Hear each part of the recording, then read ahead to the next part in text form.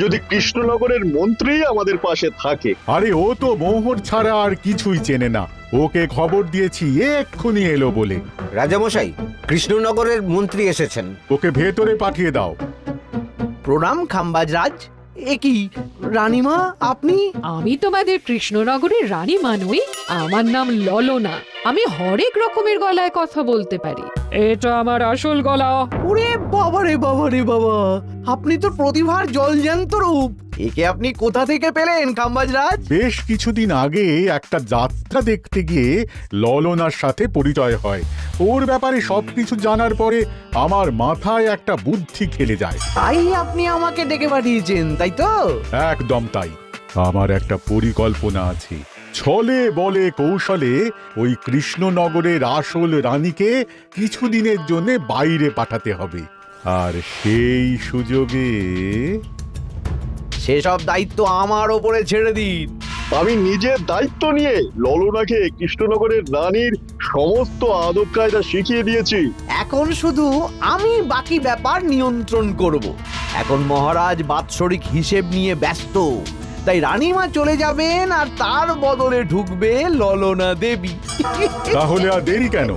আজ রাতেই বেরিয়ে পড়ো।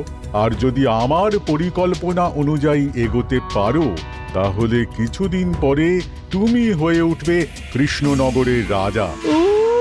আমার কত দিনের আশা। চলুন তাহলে। হ্যাঁ চলুন। রাজবাড়ির বাকি ব্যাপার যেতে যেতে বুঝিয়ে দেব।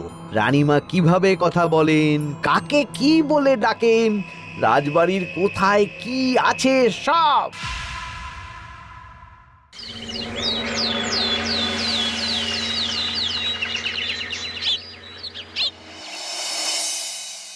কি গো গিন্নি, জ্বরটা নেমেছে? এই জ্বরটা কমেছে, কিন্তু শরীরটা খুব দুর্বল গো। তুমি পারলে ভাতটা রান্না করে রাজবাড়ি যাও।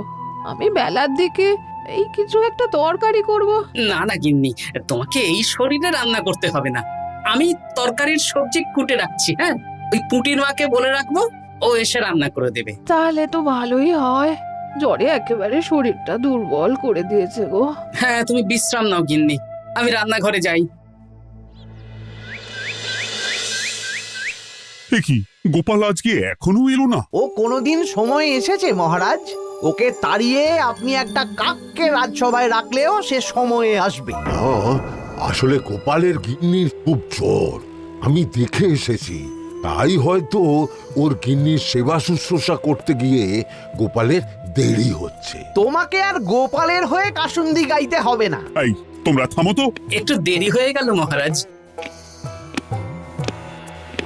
আসলে গিন্নির খুব জ্বর, তাই কিছুটা রান্না করে এলাম। আচ্ছা আচ্ছা আচ্ছা, তা এখন তোমার গিন্নির শরীর কেমন আছে? আগের থেকে ভালো আছে মহারাজ। জ্বরটা কমেছে, কিন্তু শরীর খুব দুর্বল। বেশ বেশ, একটু যত্নআত্তি করো। যাই হোক, আজকে সারা বছরের খরচের হিসেব আর আগামী অর্থনৈতিক বছরের প্রকল্প নিয়ে আলোচনা হবে। আলোচনা শুরু করা হোক। বিগত অর্থনৈতিক বছরে বিভিন্ন খাতে মোট খরচ হয়েছে 15,700 মোহর, আর বিভিন্ন কর বাবদ উপার্জন হয়েছে 22,000 মোহর। তাহলে তো মহারাজ ভালোই লাভ হয়েছে। এবার আমাদের দিকে একটু নয়ন মেলে তাকালেই হয়। সেসব তো দেখবই, কিন্তু তার আগে আমি মন্ত্রীর সাথে বিগত বছরের সব খরচ নিয়ে হিসেবে বসবো। হ্যাঁ, বেশিরভাগ দায়িত্ব তো মন্ত্রীমশাইয়ের কাঁধেই থাকে, তাই উনি কোনো হিসেবে জল দিয়েছেন কিনা সেটাও পরখ করে নেওয়া যাবে। এত কাজের চাপ যাচ্ছে কদিন, শান্তিতে ঘুমোতেও পাচ্ছি না। মন্ত্রী, তুমি আজ বিকেলে রাজবাড়িতে চলে এসো। বিগত অর্থনৈতিক বছরের হিসেবগুলো একবার দুজনে বসে মিলিয়ে নেব। আচ্ছা মহারাজ, যা করার তাড়াতাড়ি করে নিতে হবে। এখন দেরি করলেই এই বছরের প্রকল্পগুলো শুরু করতে দেরি হয়ে যাবে। মহারাজের জয় হোক। বলো প্রহরী, তুমি কি কিছু বলবে? মহারাজ, একজন কালো চাদর মুড়ি দেওয়ার লোক এলেন আর আমার হাতে এই চিঠিটা ধরিয়ে দিয়ে চলে গেলেন। এই গরমে চাদর মুড়ি? অদ্ভুত লোকটা। কি রে বাবা? সর্বনাশ! কি হলো? তোমাদের রানীমার জ্যাঠামশাই খুব অসুস্থ, তাই পরিবারের সবার সাথে দেখা করতে চান। ও মা গো! আজ সভা এখানেই শেষ। এইবার শুরু হবে আসল খেলা। কি বলছেন মহারাজ? হ্যাঁ রানী, আমাকে এক্ষুনি জ্যাঠামশাইয়ের কাছে যাওয়ার বন্দোবস্ত করে দিন মহারাজ। কিন্তু রানী, তোমার জ্যাঠামশাইয়ের বাড়ি কৃষ্ণনগর থেকে ঘোড়ার গাড়িতে গেলেও তো 1.5 দিন সময় লেগে যাবে। এদিকে আমার এত কাজের চাপ। আপনি বরং কয়েকদিন পরে আসুন, আমাকে এক্ষুনি যেতে হবে মহারাজ।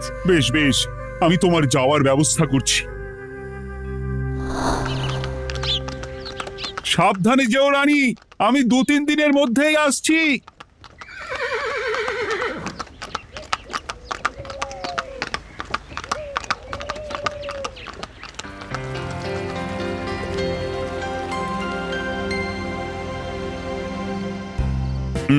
মন্ত্রী, বিগত অর্থনৈতিক বছরে আমাদের পাঠশালার উন্নতির জন্য কত খরচ করা হয়েছিল একটু দেখো তো।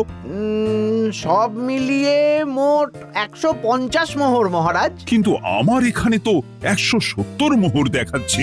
170 মোহর? তা কি করে হয়?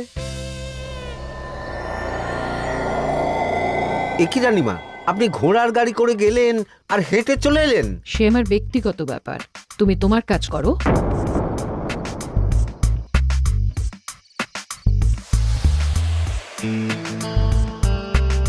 এ কি রানী, তুমি চলে এলে? আমার শরীরটা খুব একটা ভালো লাগছে না মহারাজ, পেটটা কামড়াচ্ছে, তাই সহিসকে বললাম ঘোড়ার গাড়ি নিয়ে জ্যাঠামশাইকে দেখে আসতে, আর আমি বাড়ি চলে এলাম। ও, সহিস এসে খবর দেবে, তারপর আমি আর আপনি দুজনে একসাথে যাব।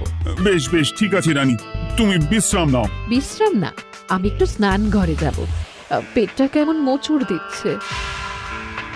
মহারাজ কিছুই বুঝতে পারেনি, মজা জমবে।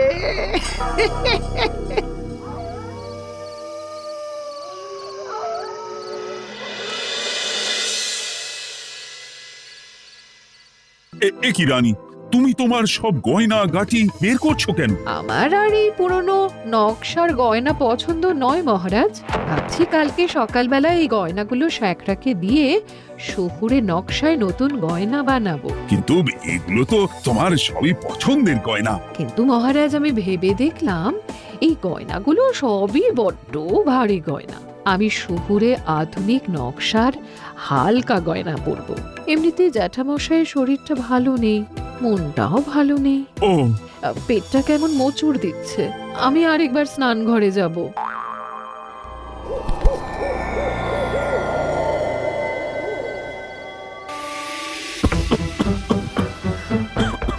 ওই তো মন্ত্রী মশাই এসেছে।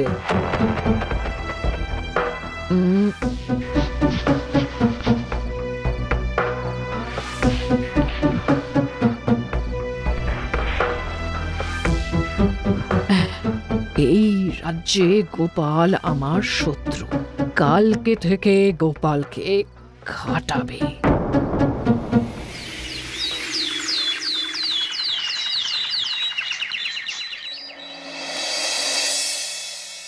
হায় হায় হায়, কি হলো রানী, কি হলো? গতকাল রাতে আমার সমস্ত গয়না চুরি হয়ে গেছে। হ্যাঁ? বলো কি প্রহরী? বলুন মহারাজ। গতকাল রাতে রানীর সব গয়না চুরি হয়ে গেছে। তুমি আরেকজনকে নিয়ে এক্ষুনি খোঁজ করা শুরু করো। যথাজ্ঞা মহারাজ।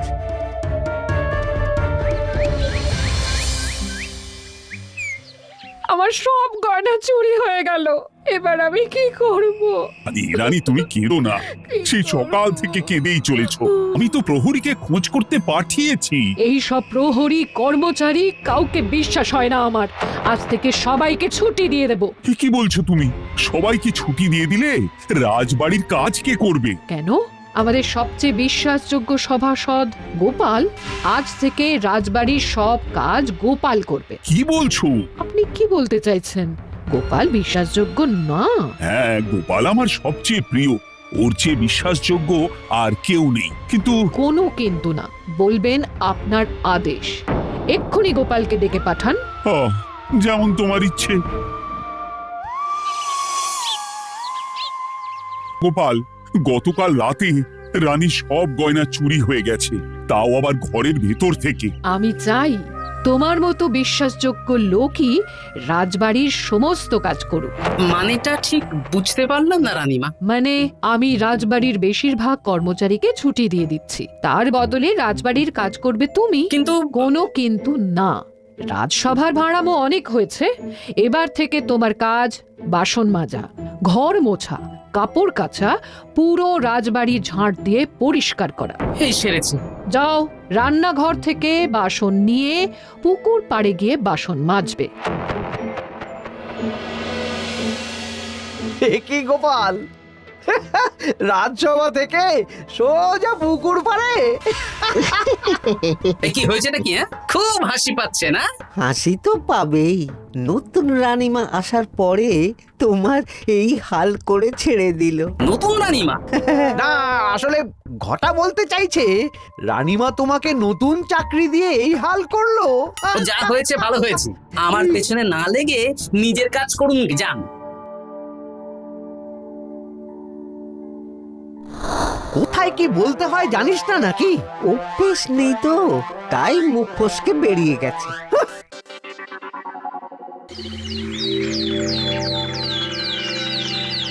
রাজ্যে চোরের উপদ্রব বেড়ে গেছে, তাই আমরা কিভাবে চোরের উপদ্রব কমানো যায় সেই নিয়ে আজকে একটা আলোচনা করব। কিন্তু মহারাজ, রাজসভায় এখনো তো সবাই আসেনি। এই তো এসে গেছি। ওই রাজবাড়ির জামা কাপড় কাচ্ছিলাম। এ কি, গোপাল এখন রাজবাড়ির জামা কাপড় কাচে?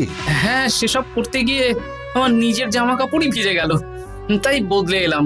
মহারাজ, রানীমা ঘোড়ার গাড়ি করে এসেছেন। মানেটা কি?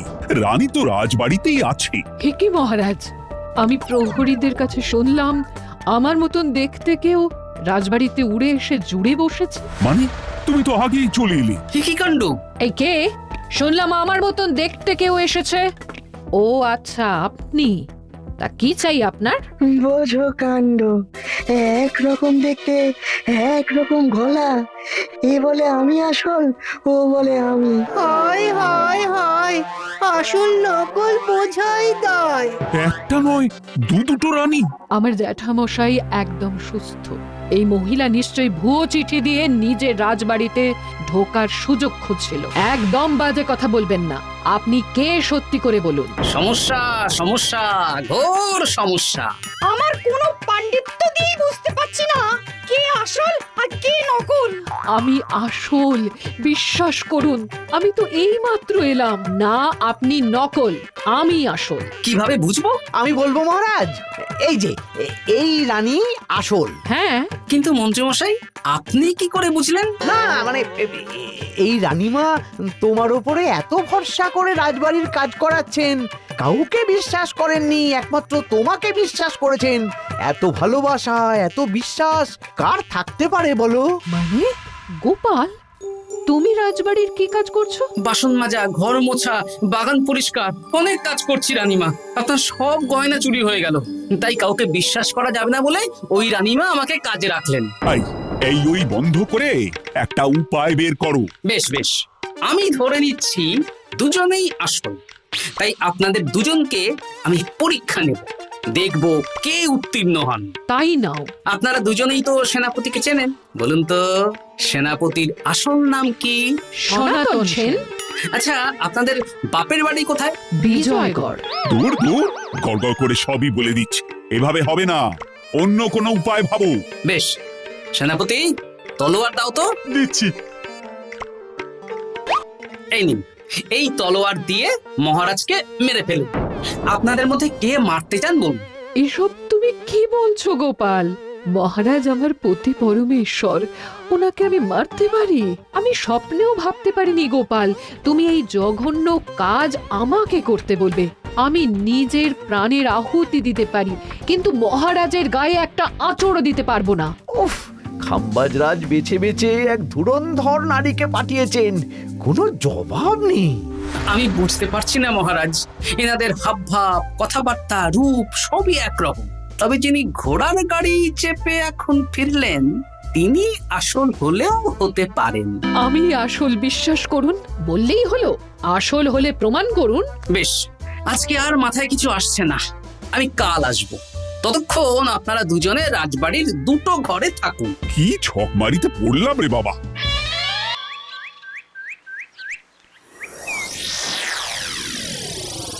ললনা একদম তৈরি হয়ে এসেছে। দারুণ মজা হচ্ছে বলুন। এবার শুধু একবার আসল রানীকে সরিয়ে ললনা যদি রানী হয়ে যায়, তাহলে রানীর গয়নার মতন সব আমার হাতে চলে আসবে।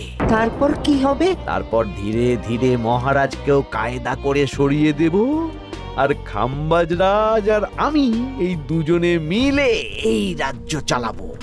কি বুদ্ধি আপনার মাথায়।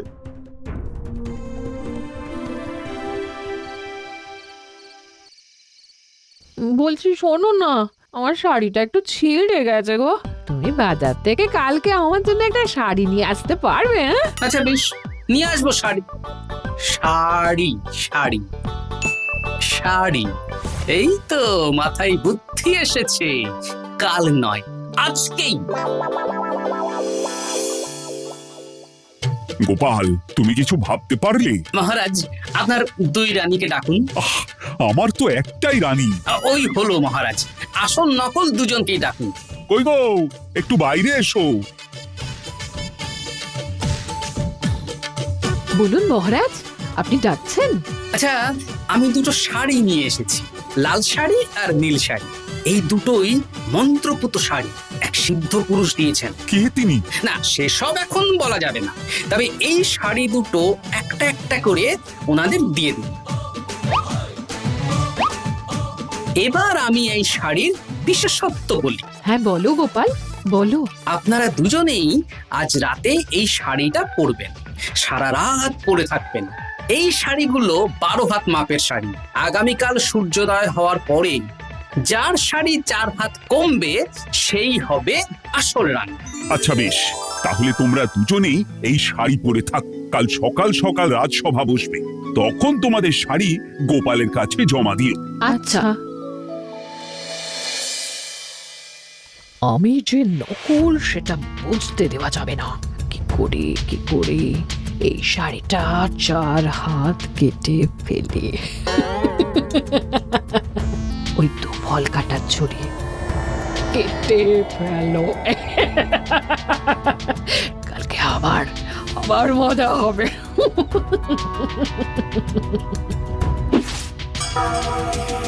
হে ঠাকুর, রক্ষা করো ঠাকুর, আমার শাড়িটা যেন 4 হাত কমে যায়। ঠাকুর রক্ষা করো।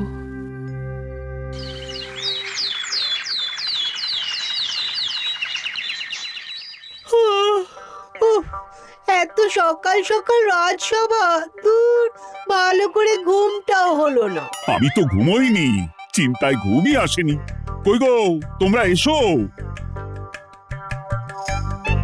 এই নিন আমার শাড়ি, এবার মেপে দেখুন, এটা 4 হাত কমে গেছে। এই দেখুন মহারাজ, বিশ্বাস করুন আমি আসল, কিন্তু এই শাড়িটা সারা রাত পরে থাকা সত্ত্বেও 4 হাত তো দূর, 4 আঙুলও কমেনি। লাল শাড়িটাই ছোট মনে হচ্ছে। তাহলে তুমি আসল? উফ, বাবা, বাঁচা গেল। আয়, কে আছো? এই নকল রানীকে কারাগারে বন্দি করো। দাঁড়ান মহারাজ, বন্দি করতে হলে যার শাড়ি 4 হাত কমে গেছে তাকে বন্দি করুন। কেন? আমার শাড়ি তো 4 হাত কমে গেছে। শর্ত অনুযায়ী যে আসল তার শাড়ি তো 4 হাত কমবে না, আপনি ধরা পড়ে গেছেন নতুন রানীমা। এগুলো কোনো মন্ত্রপুত শাড়ি নয়, এগুলো আমার পরিকল্পনার প্যাঁচ। আপনি নিশ্চয়ই নিজেকে আসল প্রমাণ করার জন্য শাড়িটা কেটেছেন। না মানে, না না না, তাহলে কমলো কি করে? না মানে হয়ে গেল। সত্যি গোপাল, তোমার বুদ্ধির জবাব নেই। গোপাল, তুমি আমাকে বাঁচালে। এই যে নতুন রানীমা, চুপ করে কেন? ওকে আমি কারাগারে গিয়ে বেত মারছি, তাহলেই সব বলবে। বল, কে তুই বল? আসলে মানে আমার নাম ললনা। আমি যাত্রাপালা করি, অনেক রকম গলায় কথা বলতে পারি। কদিন আগে খাম্বাজ রাজ আর এই মন্ত্রী মশাই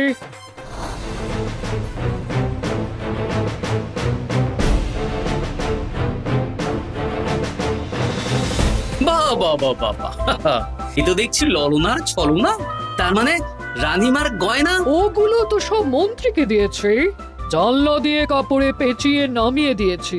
মন্ত্রী, তোমাকে আমি শুলে চড়াবো।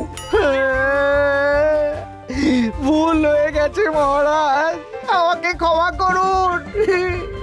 প্রাণে মারবেন না, সব গয়না ফেরত দিয়ে দেবো মহারাজ। তুমি শত্রু রাজ্যের প্ররোচনায় এত বড় ক্ষতি করতে চেয়েছিলে? ক্ষমা করুন মহারাজ, ক্ষমা করুন। সেনাপতি, মন্ত্রীকে 1000 বার বেত্রাঘাত করো। আর এই ললনার কি হবে? আমি অনেক দিন ধরে বাড়িতে একটা কাজ করার লোক খুঁজছি, ওনাকেই পাঠিয়ে দিন। আমার গিন্নি শুয়ে বসে থাকবে আর উনি খাটবেন। নয়, হ্যাঁ, ললনার ছলনা ভেস্তে গেল।